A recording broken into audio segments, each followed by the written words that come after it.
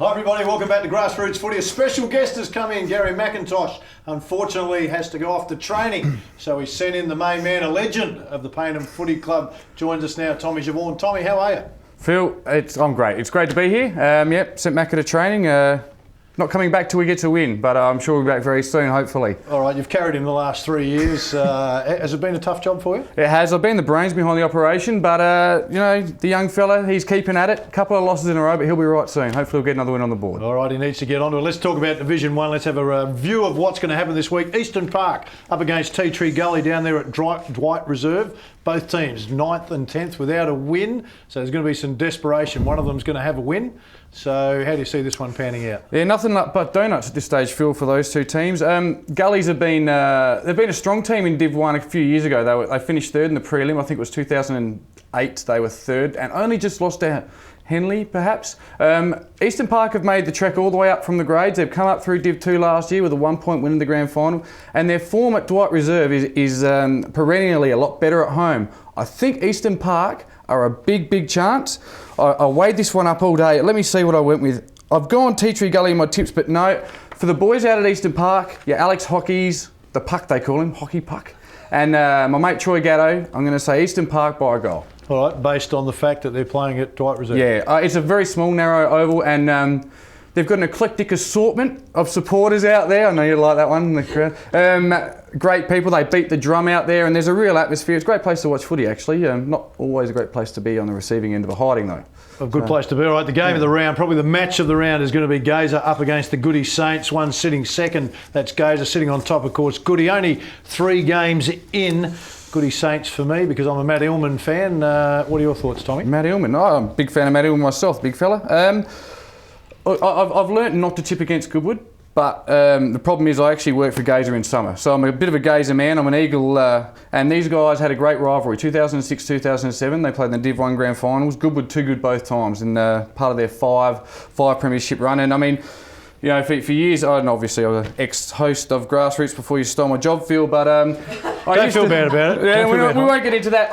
Nothing to do with the headbutt? No. Okay. I used to mention the same names every week. It was your Illmans, the Massies, your Kelsey up forward, the Scud Dave Bartel 2-time medal winner, and they're still going around. I saw them in a trial this year, the last trial Payneham played in this year, and I think the score was, well, the score varies because there's no scoreboard. I think it was 25 goals to 1. But this year, Gazer have recruited. They've got Ryan Clamaz, Chris Redetti, and I think it's Johnny Boxer. It is Johnny Boxer, beautiful. And they've got the 3 Ks, Kerr, Capel, and Copping. And Copping starts with a C. That's what makes it so tricky, Phil. They're all big fellas. 3 Ks, but it's 2 Ks and a C. Paul Merritt, Wegner's been in sensational form. Opie, if ever Gazer were going to beat Goodwood, it'll be this week at Clemsic.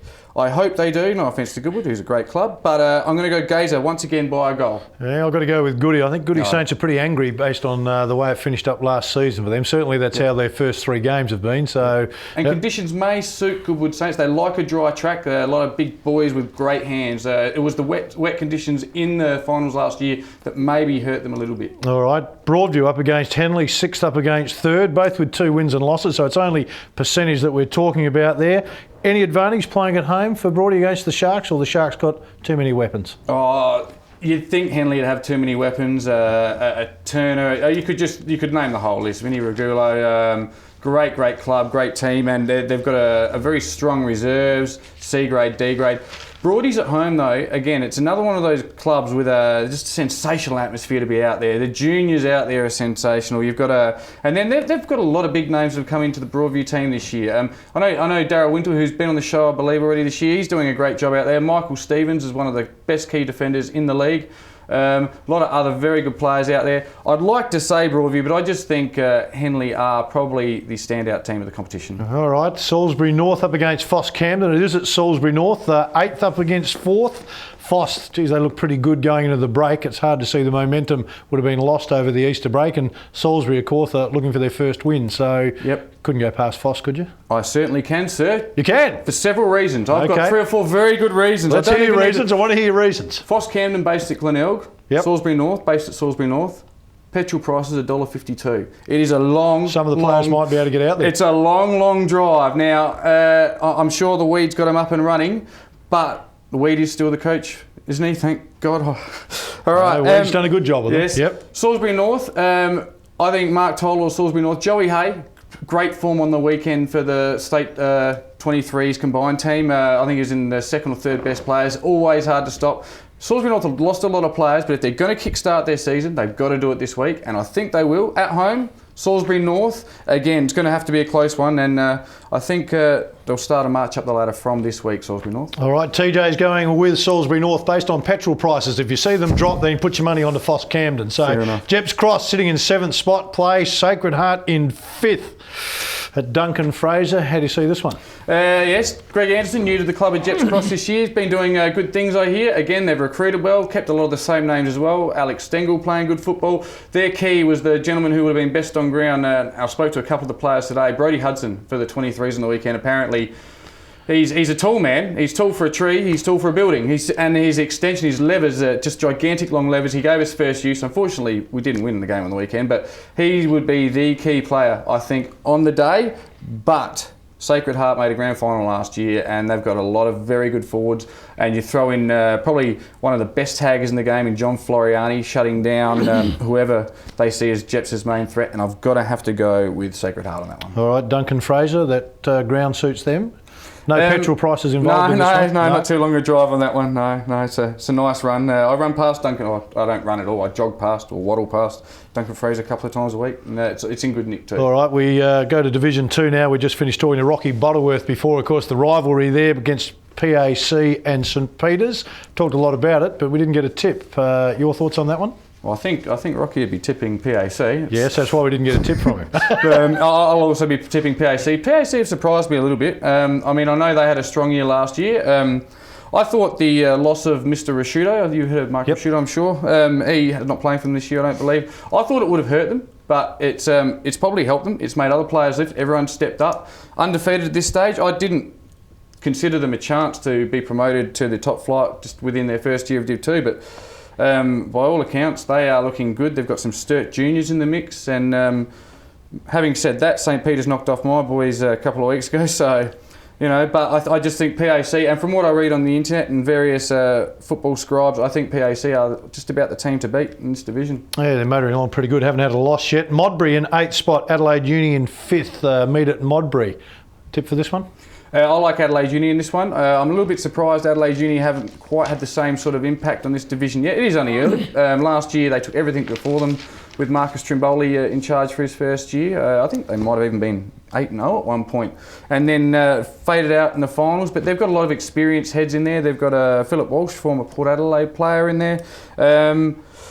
Modbury had a good win last week, 2 weeks ago, last round. Once again, unfortunately, against Payneham. But Modbury are a very young team. They've blooded 12 new players in the A grade this year, if my mail's correct. But I think Uni will be too strong. TJ, you touched on it there, the recruiting the experienced players in those clubs. You mentioned the younger guys coming through. How important are those experienced players to recruit into your team? Yeah, I think you've got to get the experienced players in to help the younger guys. Now, again, Modbury's another club with great junior structure, but what you do need, one of the philosophies that I've always been told is you need an experienced player on each line of the field, your centre line, forward line, back line, and that player can be a general, a captain of that area of the field, and that will help those players gain confidence, and that constructive voice of a senior or older player will bring those players into their own, and they'll become better players for it. All right, Old Iggy's are sitting in 7th spot. They only had one win so far. Port Districts are in 4th there at Thebby. They've had 2 wins. Port Districts with too many weapons? Possibly. Form would probably suggest Port District. Port District did drop their last one to the PAC juggernaut, but I think Old Iggy's were my tip to really take this division by storm, and they haven't yet. They recruited some players. Oh, haven't they? And you talk about the Car Boys, of course, and others, but the one that I think will stand out and possibly win the Div 2 medal, and that's a very early call, is a young fellow who I see all summer in Gaelic football, is Josh Willoughby, and he is a sensei. He's a running machine and a very fair player. I actually think he will be the standout on-baller of this division, and he will help lead them. And it's at Thebbett Oval, which is it's like a billiard table, mate. Magnificent. Absolutely fantastic. Yep. You play basketball on it, couldn't you? You could. Yeah. I might even be able to dunk on Thebbett Oval.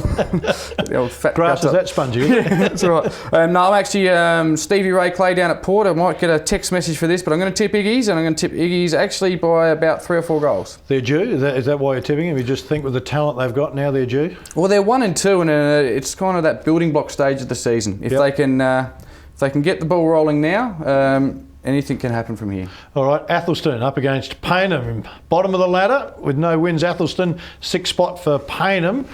So there's been some rivalries between these clubs. This one's going to have a little bit of feeling in it. How do you see it? They're out at Max Amber Sportsfield at Athelston. Yep, the newly named Max Amber Sportsfield.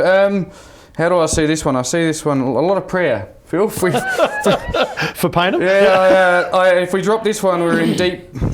We're in deep if we drop this one. You don't want to lose 3 games in a row anytime. Manure. That's right. And of course, Athelston, same situation. They couldn't go 0-4. 0-4. I can't remember the last time Athelston were in Div 3. So they would be very keen to turn it around this week. I mean, I could give you an endless list of names for Payneham, but I'll talk about 2 new guys, a fellow named Jamie McCall and another guy called Dougie, who they both support the Justin Bieber Buffon hair, Phil, that you don't have yourself, but I appreciate it. I'm not sure if the power's in their hair, but the young boys there from Country Victoria are playing very good football, and I think we need a few. We need these new guys. We need some of the lesser lights to step up, because your Tyson Burrows getting on a little bit in age, the skip. Louis Martin, and of course Nick the Situation Jolly. He can't do it himself every week, often double team. We need to spread the load a bit. And for Athelston, well, it's just a must-win game. So it'll be an absolute beauty down there. All right, we need to get to a break, but before we go, Walkerville are up against Ross Trevor. Walkerville 9th, no wins. Ross Trevor sitting in 2nd. Can they find a way to get over Ross Trevor? Even though my old boys, Walkerville, I love you, and I'll be down there in a couple of weeks. I hope you get up, boys. No offence, Ross Trevor, but I think Drew Litster, that's Litster, I say it correctly, I'm one of the ones that do. Drew Litster. Litster, that's beautifully said. Yep. 6 pints and a pizza. Yep. It'll be very, very hard to stop. He'll have good supply from the on-ballers. I read somewhere the other day that Ross Trevor are the red-hot favourites to win the flag. I don't know about that, but unfortunately, Walkies, I think it's going to be a tough year for Walkies in Div 2 this year. All right, the West End Player of the Week, of course. Click onto the Amateur League website, click onto your favourite player, have a chance to win that carton of West End beer. We'll have a word from our sponsors. Back in a moment.